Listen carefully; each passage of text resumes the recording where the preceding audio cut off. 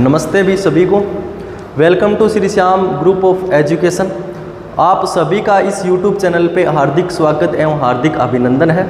इस चैनल पे सभी ऑल सब्जेक्ट की क्लासें स्टार्ट हो चुकी हैं, तो सभी स्टूडेंट से मैं आग्रह करता हूं कि इस चैनल के माध्यम से आप अपनी जो स्टडी है उसको सुचारू रूप से आप चला सकते हैं। तो आज हम फिजिक्स सब्जेक्ट को लेकर के चर्चा करने वाले हैं, जिसमें अपनी क्लास रहने वाली है जो BSc BEd second, BSc BEd first तथा सेमेस्टर सेकंड को लेकर के। एक तो बीएससी बीएड जो फर्स्ट है, इनकी क्लासें अभी स्टार्ट होने वाली है, और एक जो अपने सेमेस्टर सेकंड है बीएससी सेमेस्टर और सेकंड, इनकी जो क्लास अभी स्टार्ट होने वाली है। ठीक है, अब देखिए सबसे पहले हम बात करेंगे जो बीएससी बीएड फर्स्ट है। जो बीएससी बीएड फर्स्ट है, इनका सब्जेक्ट अपने फिजिक्स को लेकर के हम बात करने वाले हैं। तो सबसे पहले आप देखिएगा कि जो बीएससी बीएड फर्स्ट है, इसके अंदर फिजिक्स का सिलेबस क्या है और कितने इसके पेपर होते हैं। ठीक है, बीएससी बीएड फर्स्ट की हम बात कर रहे हैं। ठीक है, तो देखिए इसके अंदर जो फिजिक्स के पेपर होते हैं वो 2 होते हैं। फिजिक्स के जो पेपर होते हैं वो कितने होते हैं? 2 पेपर होते हैं। एक तो होता है मैकेनिक्स, जिसको हम हिंदी में बोलते हैं यांत्रिकी। क्या बोलते हैं? यांत्रिकी। और एक होता है इलेक्ट्रोमैग्नेटिज्म, जिसको हम बोलते हैं चुंबक की, विद्युत चुंबक की, जिसको हम बोलते हैं इलेक्ट्रोमैग्नेटिज्म, विद्युत चुंबक की भी।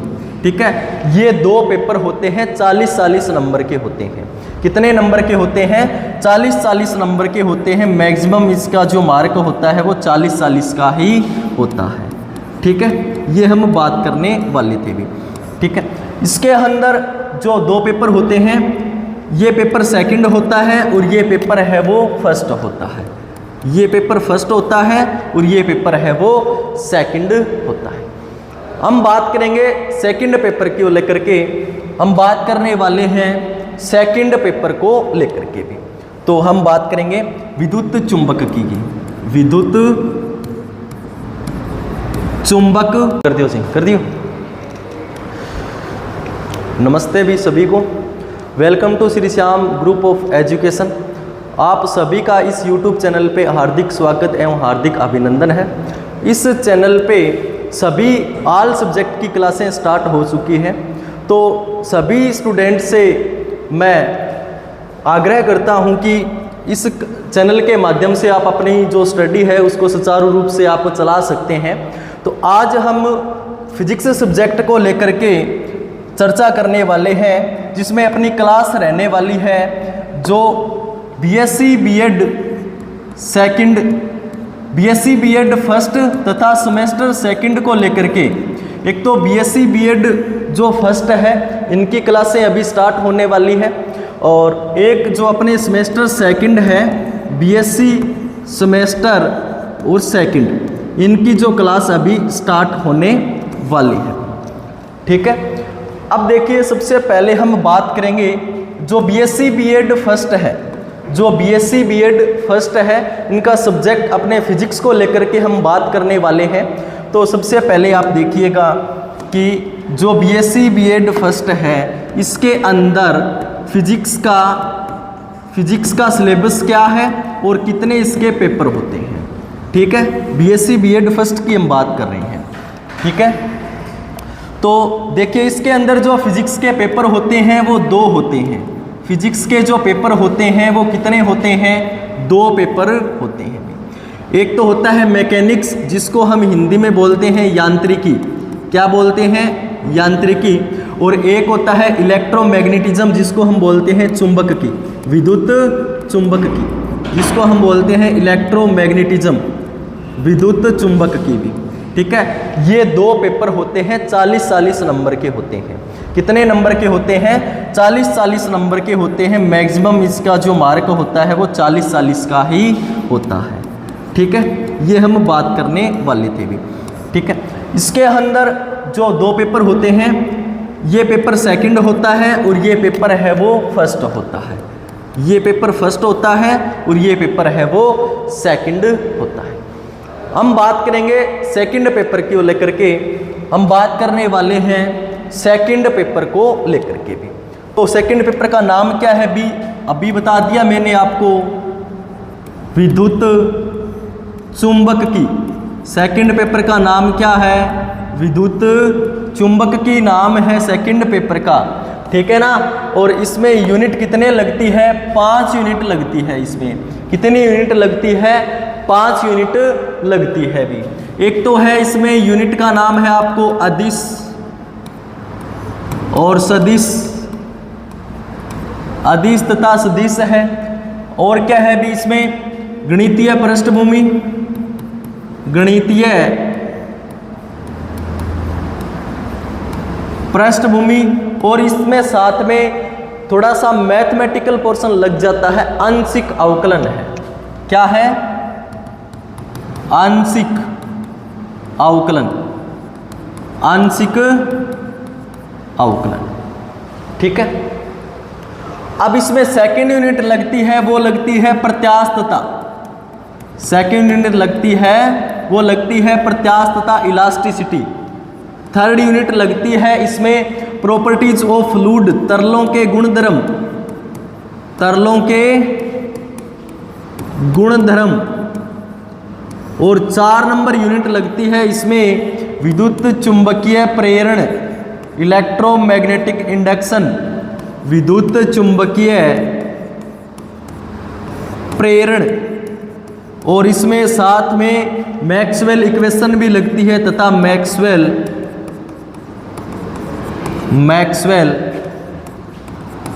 समीकरण, मैक्सवेल की समीकरणें भी लगती है। 5 नंबर यूनिट लगती है इसमें विद्युत चुंबकीय तरंगे, विद्युत चुंबकीय तरंगे लगती है, विद्युत चुंबकीय तरंगे तथा पोलराइजेशन, ध्रुवण भी लगता है आपके। तो ये 500 यूनिट लगती है आपके बीएससी बीएड फर्स्ट ईयर के अंदर। सेम की सेम आपके लगती है, सेम की सेम जो यूनिट लगती है वो लगती है आपके, यानी एक जो यूनिट है, हम बात करेंगे थोड़ी सी बता देता हूं मैं। जो बीएससी सेमेस्टर सेकंड वाले अभ्यर्थी हैं वो क्या है भी, जो सेम की सेम इसके एक पेपर लगता है, पेपर का नाम भी बता देता हूं, विद्युत्व चुंबकत्व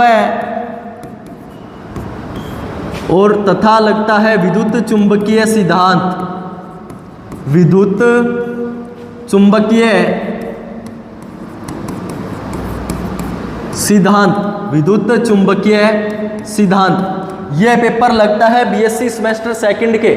और इसकी जो पहली यूनिट है वो लगती है अदिश तथा सदिश राशियां, अदिश तथा सदिश राशियां, साथ में गणितीय पृष्ठभूमि भी लगती है। ये जो यूनिट है और ये जो यूनिट है बीएससी बीएड वालों के भी सेम यूनिट है। तो ये दोनों अभ्यर्थी इस यूनिट को देख सकते हैं आराम से। ये यूनिट अब अभी हम स्टार्ट करने वाले हैं। तो देखिए आपकी यूनिट हो गई अपने फर्स्ट, नोट्स बनाइएगा आप अच्छे से।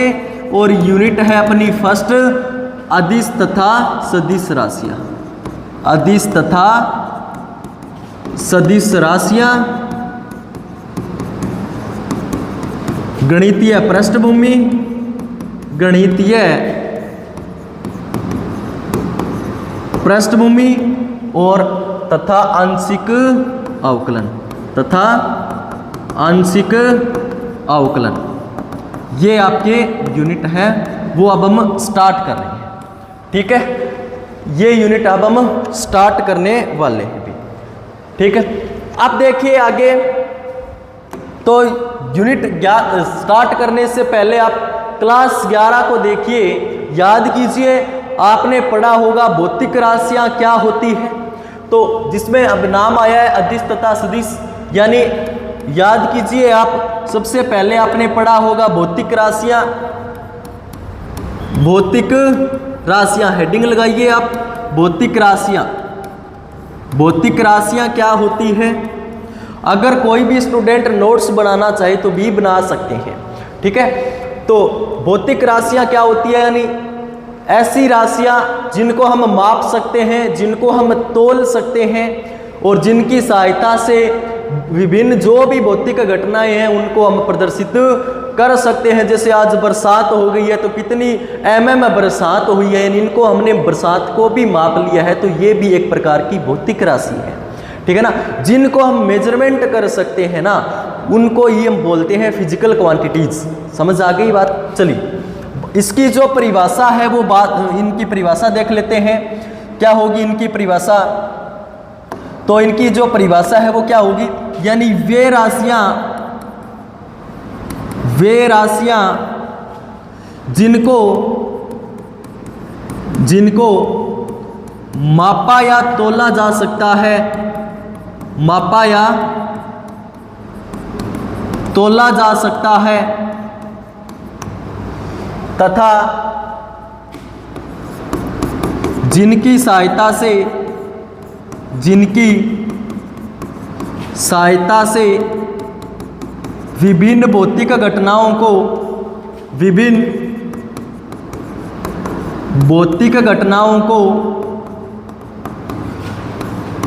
प्रदर्शित कर सकते हैं, विभिन्न भौतिक घटनाओं को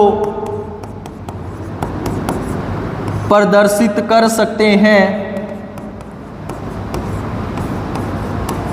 क्या कहलाती है भी, भौतिक राशियां कहलाती है, भौतिक राशियां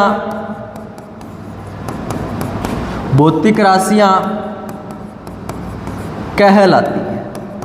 सर भौतिक राशियों से क्वेश्चन आएगा क्या, अरे अभी तक तो आया नहीं है, लेकिन इसमें क्वेश्चन आएगा भौतिक क्षेत्र किसे कहते हैं, अदिश क्षेत्र तथा सदिश क्षेत्र किसे कहते हैं, vector field, scalar field, physical field किसे कहते हैं। ये क्वेश्चन एमजीसीयू के अंदर 2022, 23 और 24 में लगातार आ रहे हैं भी। तो ये क्वेश्चन तभी सही होंगे जब आपको भौतिक राशियों के बारे में पता होगा, ठीक है ना। तो अब देखिए ये होगी अपने पास में भौतिक राशियां, और भौतिक राशियां किसे कहेंगे, और इसमें जो भौतिक राशियां होती है ना, जो भी अपने पास में फिजिकल क्वांटिटीज होती है उसको सदैव मात्रक के साथ ही लिखा जाता है। जो भौतिक राशियां होती है ना, भौतिक राशियों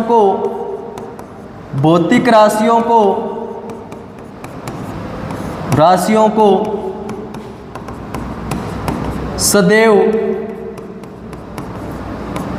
मात्रक के साथ ही लिखा जाता है, मात्रक के साथ ही लिखा जाता है। और भौतिक राशियों को लिखते किस प्रकार से हैं, जैसे कोई भी अपने पास में फिजिकल क्वांटिटीज हो गई तो n इंटू यू से लिखते हैं, जहाँ पे n क्या है भी, n उस भौतिक राशि का परिमाण है भी, कितने किलोग्राम है वो, कितना ग्राम है वो, ये यहाँ पे क्या है इसका परिमाण है, और u इसका यूनिट है यानी मात्रक है। इस फॉर्मूले के रूप से भौतिक राशियों को लिखा जाता है।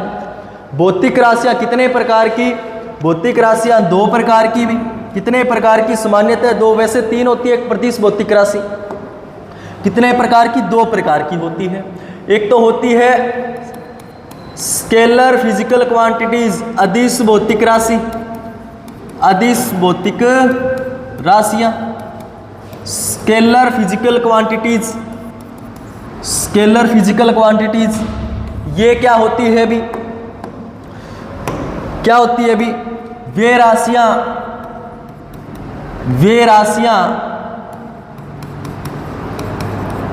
जिन्हें व्यक्त करने के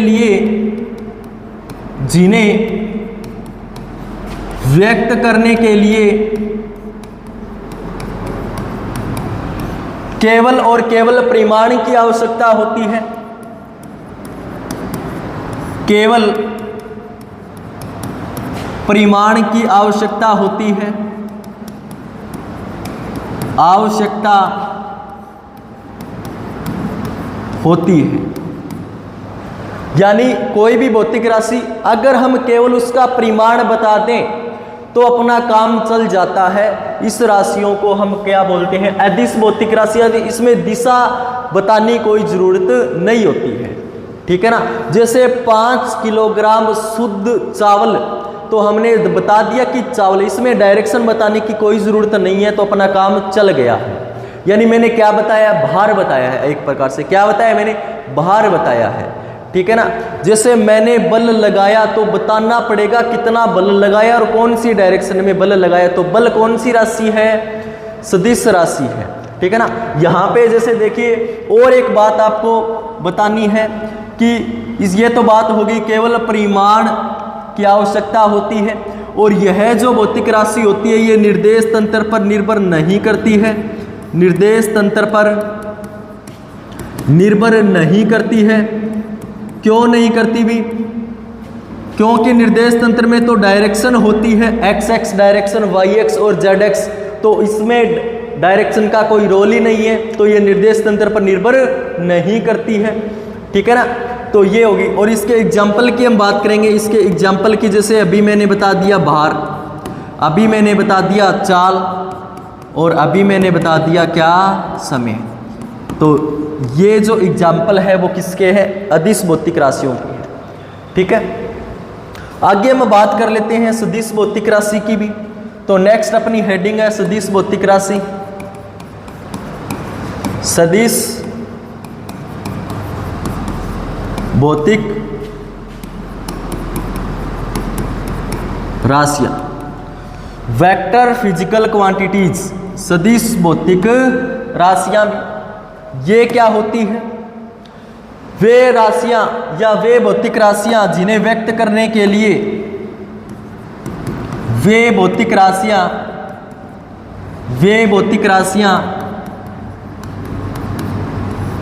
जिन्हें व्यक्त करने के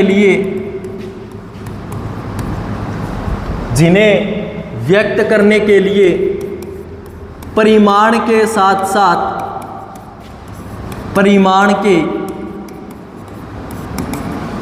साथ दिशा की भी आवश्यकता होती है, दिशा की भी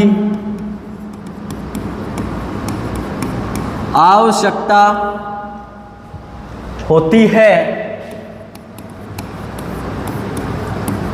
सदिश भौतिक राशियां कहलाती हैं। सदिश भौतिक राशियां,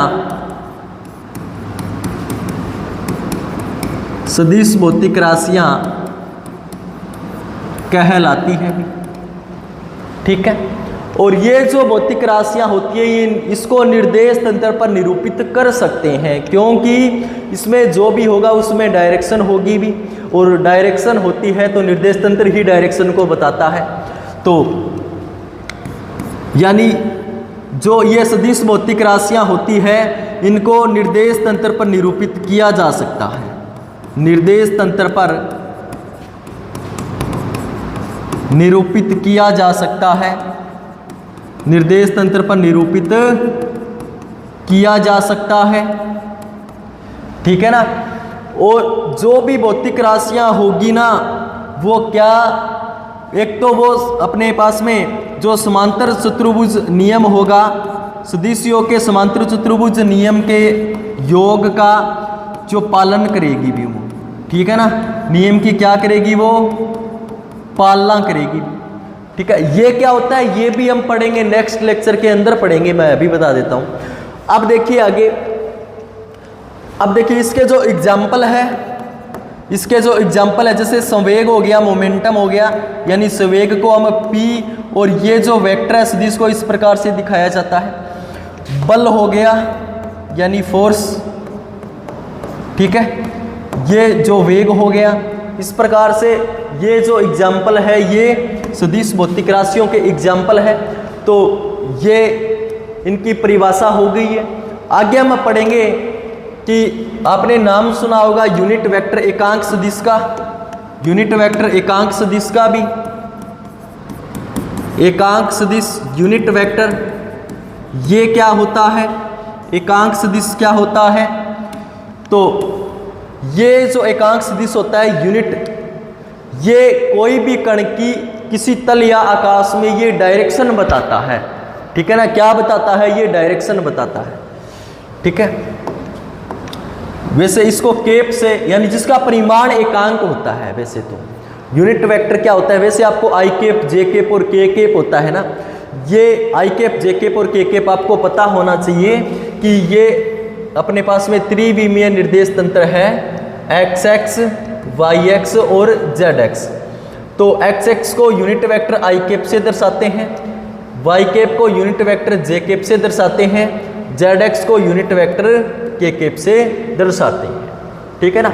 तो एकांक सदिश क्या होता है, यानी वह सदिश, इसकी परिभाषा क्या होती है, वह सदिश जिसका परिमाण एकांक हो, वह सदिश जिसका परिमाण, वह सदिश जिसका परिमाण एकांक हो यूनिट वेक्टर कहलाता है। ठीक है ना। और इसे केप से दर्शाते हैं, इसे किससे दर्शाते हैं, इसे इस केप से, इसको बोलते हैं केप से दर्शाते हैं, इसका फॉर्मूला क्या होता है, ए केप का फॉर्मूला होता है, यानी कोई भी अपने पास में वेक्टर है, उस वेक्टर का ये इसका सिंबल होता है दर्शाने का, उस वेक्टर, ये जो वेक्टर आ जाएगा और इस वेक्टर का क्या हो जाएगा, मापांक हो जाएगा, परिमाण हो जाएगा। ये इसका फॉर्मूला होता है। जैसे ये कोई भी यहाँ पे पॉइंट है, इस पॉइंट के कोऑर्डिनेट है एक्स, वाई और जेड, एक्स, वाई और जेड, और ये पॉइंट हो गया, ये पॉइंट हो गया पी, और ये हो गया ओ। तो इस ओ पी को हम क्या लिख सकते हैं, इसको मैंने मान लिया ए वेक्टर है, तो इस ए वेक्टर को हम लिख सकते हैं X I cap plus Y J cap plus Z K cap. तो इसको हम इस प्रकार से लिख सकते हैं। और अगर इसका हमें परिमाण निकालना होता है, तो परिमाण निकालने का फॉर्मूला होता है ए मोड ऑफ अंडर रूट में आई केप, जे केप, के केप के गुणांकों का वर्ग, आई केप, जे केप और के केप के गुणांकों का वर्ग, ये इसके परिमाण निकालने का फॉर्मूला होता है। तो इसको ए केप क्या हो जाएगा, X I cap plus Y J cap plus Z K cap, under root में क्या हो जाएगा, X square plus Y square plus Z square. ये हो गया यूनिट वेक्टर, ये क्या हो गया, यूनिट वेक्टर। ठीक है। आगे होता है एक पोजीशन वेक्टर। क्या होता है, आगे हम बात करेंगे पोजीशन वेक्टर की, स्थिति सदिश की। आगे हम बात करेंगे स्थिति सदिश की, पोजीशन वेक्टर की, स्थिति सदिश पोजीशन वेक्टर। ठीक है। तो ये क्या होता है भी, किसी भी समय पर कोई भी तल या आकाश में कोई भी कण की स्थिति बताने वाले सदिश को हम स्थिति सदिश कहते हैं। यानी जैसे हमने मान लिया, इसकी परिभाषा लिख देते हैं पहले तो, कि किसी तल या आकाश में, किसी तल या आकाश में किसी समय पर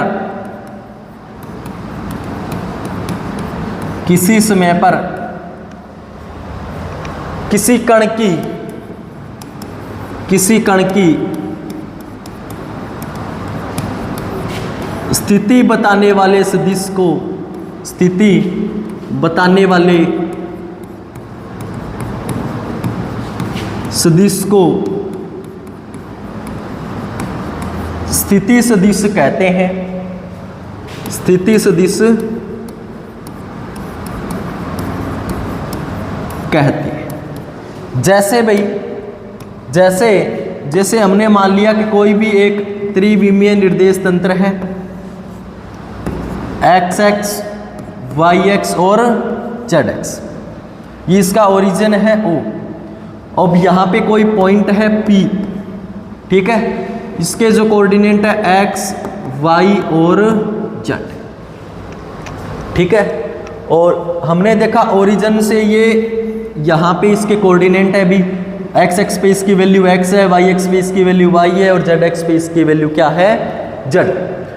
तो ये पोजीशन हमने बताई है कि अब जैसे कोई भी कोऑर्डिनेट दे दिया अपने पास 4, 5 और 8, तो यहाँ पे इसको हम किस प्रकार से लिखेंगे, 4 हमको पता है कि ये एक्स एक्स पे आएगा, 5 हमें पता है कि वाई एक्स पे आएगा, 8 हमें पता है कि ये जेड एक्स पे आएगा। तो इसको लिखने का तरीका क्या होगा, यानी ओ पी सदिश, इसको लिखने का तरीका होगा एक्स आई के प्लस वाई जे के और जेड के कैप। ये स्थिति बता रहा है, यानी ये जो स्थिति बता रहा है ना, इसको ये हम स्थिति सदिश बोलते हैं और इसको ये आर कैप से दिखाएंगे भी, ठीक है ना, इसको आर कैप से हम दिखाएंगे। ये होता है स्थिति सदिश। आगे हम बात करेंगे विस्थापन सदिश की भी, डिस्प्लेसमेंट वेक्टर की हम बात करेंगे, विस्थापन सदिश की हम बात करेंगे। आगे हम बात करेंगे विस्थापन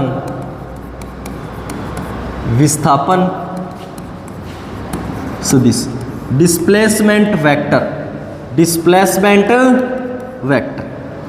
यानी कोई भी कण है अगर वो गतिशील है तो इसने कितना विस्थापन तय किया, उस विस्थापन बताने वाले सदिश को हम विस्थापन सदिश कहते हैं, ठीक है। तो ये इसकी परिभाषा क्या हो जाएगी, किसी तल या आकाश में, किसी तल या आकाश में गतिशील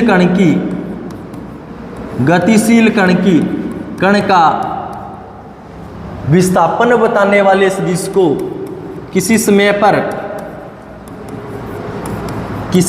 पर विस्थापन बताने वाले सदिश को विस्थापन बताने वाले सदिश को विस्थापन सदिश कहते हैं, विस्थापन सदिश कहते हैं,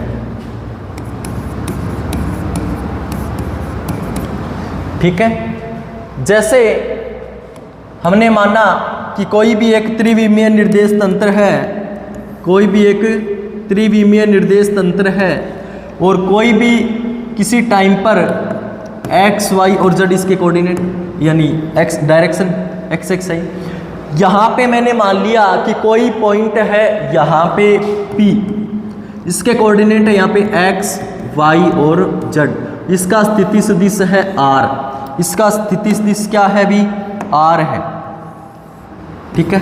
ये कोई टाइम बाद में ये यानी यहाँ पे आ जाता है, तो ये पहले यहाँ पे था, बाद में यहाँ पे, तो कोऑर्डिनेट क्या हो जाएंगे चेंज, तो P डैश मैंने मान लिया एक्स डैश वाई डैश और जेड डैश, और यहाँ पे इसका मैंने पोजीशन वेक्टर मान लिया R डैश के, और यहाँ पे ये आया तो यहाँ पे इसका जो विस्थापन है डेल R वो किस प्रकार से हम, ये डेल R है, यही क्या है यहाँ पे विस्थापन सदिश है, और डेल R वैल्यू हम किस प्रकार से निकालेंगे, यानी इसमें से ये घटा देंगे, यानी OP dash minus OP vector, यहाँ पे क्या निकल के आएगा, फिर इसका विस्थापन सदिश निकल के आएगा, यानी X dash I cap Y dash J cap और Z dash K cap, minus में X I cap plus Y J cap और जेड के केप। तो यहाँ पे डेल R यानी कुछ ना कुछ क्या आएगा, यहाँ पे चेंज आएगा, यानी del X I cap del Y J cap plus del Z K cap, ये यहाँ पे क्या आएगा, इसका विस्थापन सदिश है वो निकल करके आता है। तो ये अपने विस्थापन सदिश से रिलेटेड था। आगे हम बात करेंगे सदिश योगों के नियमों के बारे में। 3 नियम है, एक तो सदिश योग का त्रिभुज नियम है, समांतर चतुर्भुज नियम है और एक पॉलीगन रूल है, ठीक है ना। और जैसे नेक्स्ट लेक्चर के अंदर हम बात करने वाले हैं ये, तो आज के लिए इतना ही, और इन्हीं शब्दों के साथ जय हिंद, जय भारत, धन्यवाद।